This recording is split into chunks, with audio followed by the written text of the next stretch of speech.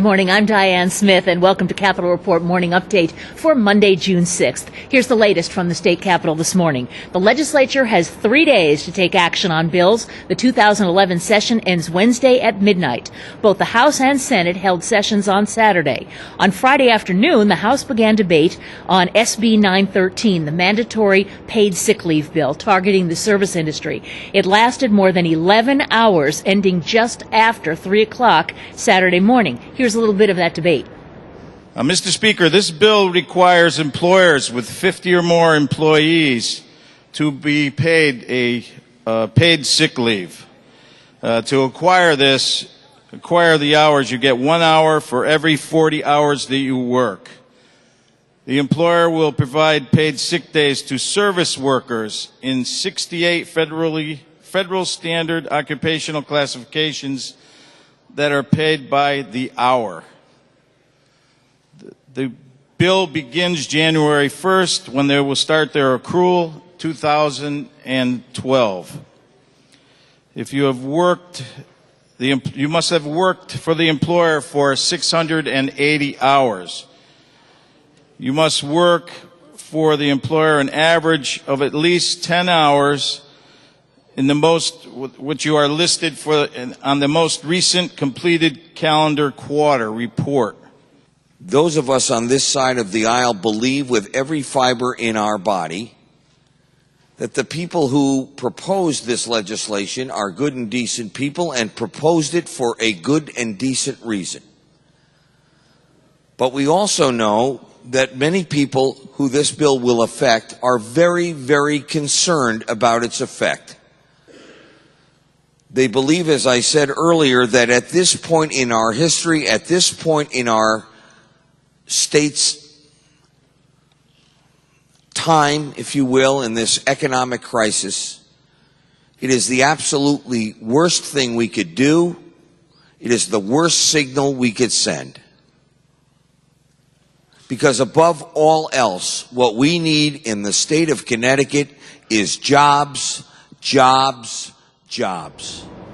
The paid sick leave bill, as amended in the Senate, passed the House by a vote of 76 to 65 and was sent to Governor Malloy, who says he will sign it.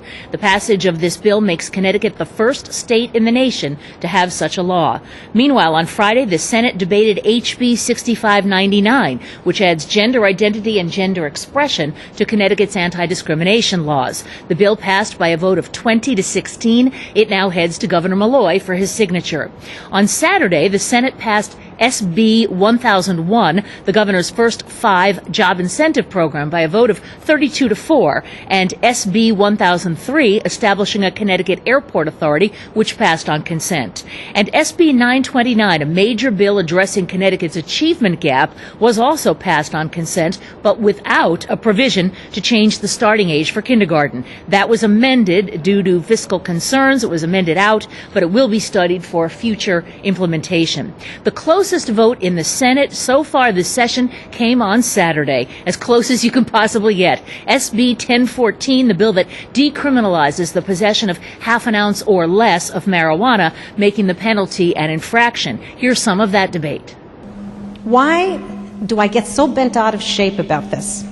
It is because we have a serious drug problem in this country, particularly in America. We are the marketplace. We're the marketplace for everything. You know, we have a good standard of living, and as a result, the Chinese depend on us for their economic growth.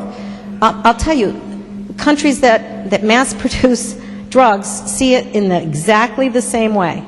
And the faster and easier it is to get it in the hands of folks, the better it is for them. It is marijuana itself, solely, is the most widely used illicit drug in America, and it accounts for nearly 20 million current illicit drug users. 75% marijuana. 60% represent drug abuse solely dependent on marijuana. Of all the youths in ages 12 to 17 in drug treatment in 2000, and nearly 62% have a primary marijuana diagnosis. Decriminalization is not legalization. We are not endorsing the use of illegal drugs. We strongly continue to disapprove of their use, but we are trying to realign the punishment to something that is appropriate in this case. Just because we don't send someone to prison or brand someone with a criminal conviction for speeding or for failing to stop for a stoplight, unless perhaps they cause an accident or cause injury, doesn't mean we tolerate that behavior or in any way approve it or sanction it. Neither do we approve of this behavior, but we are saying that by aligning the penalties in the way that this bill provides, by a violation punishable by a fine without the stigma of a criminal conviction, is the better way to treat this category of offense for those who are not, in fact, serious offenders. The Senate vote on the bill ended in an 18-18 tie. In a case like this, the president of the Senate, Lieutenant Governor Nancy Wyman, must break the tie, which she did, voting in favor of the bill. It now goes to the House for consideration. Joining me now for their regular Monday morning visits are Mark Pazniokas and Keith Phaneuf from the Connecticut Mirror. You read their material at ctmirror.org. And guys, some pretty controversial bills came up over the weekend, and I know the two of you spent some time late into the night and on Saturday there. Mark, any surprises in the things that did or did not pass over the weekend? No, I mean, they tried to clear the calendar of some of the more controversial things, realizing full well that as you get into the final 3 days, the Democrats know that power shifts to the Republican minority. So they needed to move some things along. And paid sick days was the big one that they did Friday night into Saturday morning. 3 a.m., I think. Yeah. Yes, it was. Which you remember very well because you were not snoozing, I gather. No, I was not. One of the things that did come up, of course, was the decriminalization of small amounts of marijuana. Keith, one thing that did not come up was medical marijuana. Does it have a chance still? I'm going to just steal Mark's answer. I think the problem is, even if you say, well, what if we started running the bill right off the bat on Monday morning? You have to ask yourself, can you really spare the amount of time it would take, 8 hours, 10 hours, because there are other bills that have to be cleaned up, not necessarily because they have huge impact, but because they're important to certain key lawmakers. So while it's not outside the realm of possibility, I consider it about as close as you can get to outside the realm of possibility. Mark, you mentioned that the power shifts now to the minority. Explain what you mean by that, what their tactics are at this point. Controlling the clock, for any basketball fans out there, you control the clock, you control the game. As you get to the final days, they can effectively kill a bill just by talking. There's a hard deadline of midnight Wednesday. There's only so much time left. The Democrats have certain bills they wish to get done. So those really, at this point, get done with the consent, or at least get debated with the consent of the Republicans. Mm-hmm. And there are all these conversations behind the scenes trying to negotiate how much time will be taken. On the paid sick days bill, at one point, the Republicans had talked about talking for 24 hours or more. At one point, they had indicated that perhaps each of their 52 members would stand and talk for 1 hour. Oh, my goodness. But at about 2:30 in the morning on Saturday, the Republicans had decided that they had said all they had to say. They didn't call any of their amendments.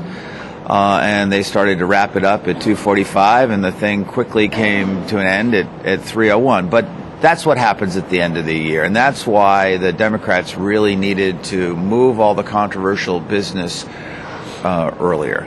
So then let's talk about a couple of bills that may get out there. One of the things that we've heard a lot about is this massive energy bill. And in fact, a bill like it passed last year, but kind of in the middle of the night at the very end of the session. What's going to happen this time, Keith? I think that one's going to hinge. We're going to have a recurring theme here on whether or not there is opposition to it. I hear there are some key Republicans, including Kevin Whitcoast, the ranking member of the Energy Committee in the Senate, who are for it. I have not, however, heard it's necessarily gotten the green light in the House, and unless it gets that, I could see it dying on the vine pretty easily. Mm-hmm. If they're going to do it, they really need to start moving it through both houses today. Mm-hmm. And they're certainly capable of going, well into the early hours tomorrow. And in fact, last year, They took it up on the very last day. It came to the House at 3 in the morning.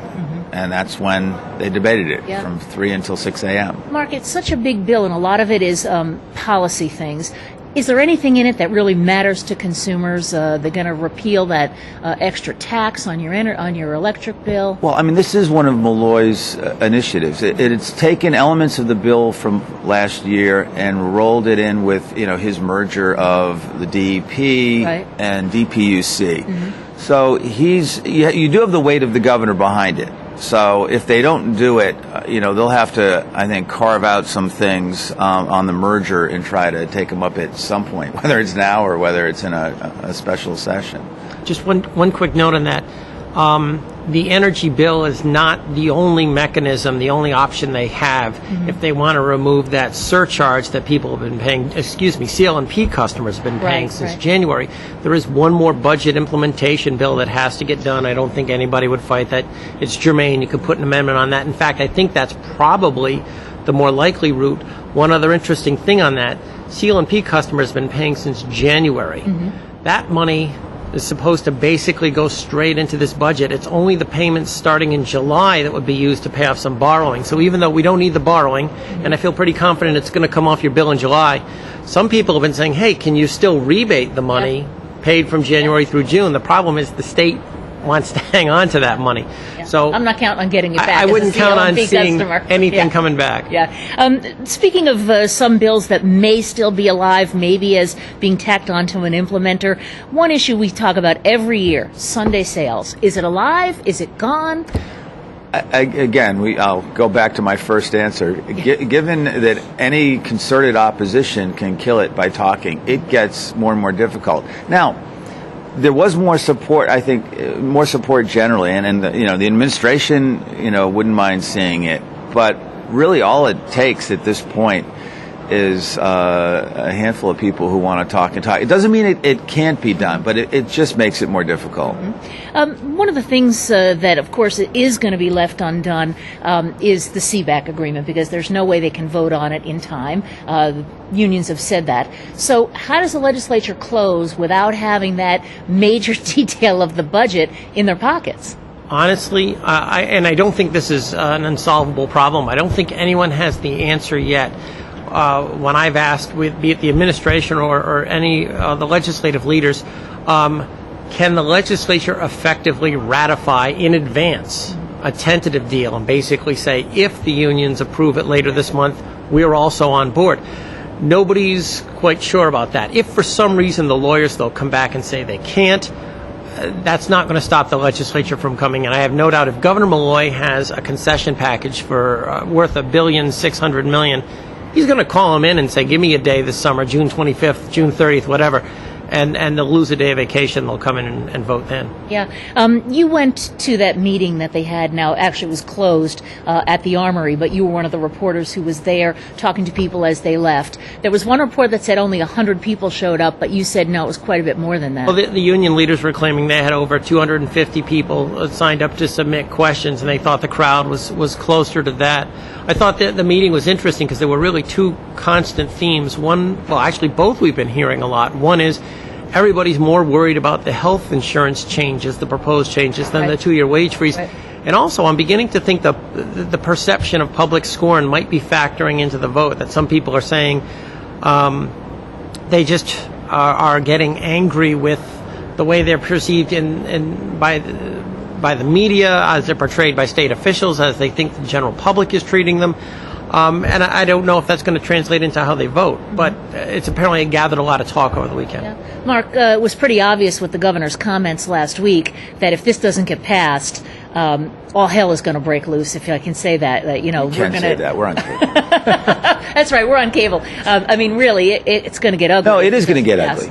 And he made a point of saying this is going to go up the ladder to people with 10 years of service. So I think he was aiming... And more. Yeah, I think he was aiming at the people who might think, let the newbies suffer. Oh, he definitely... I'm not going to vote. He definitely was doing that. Yeah. He was trying to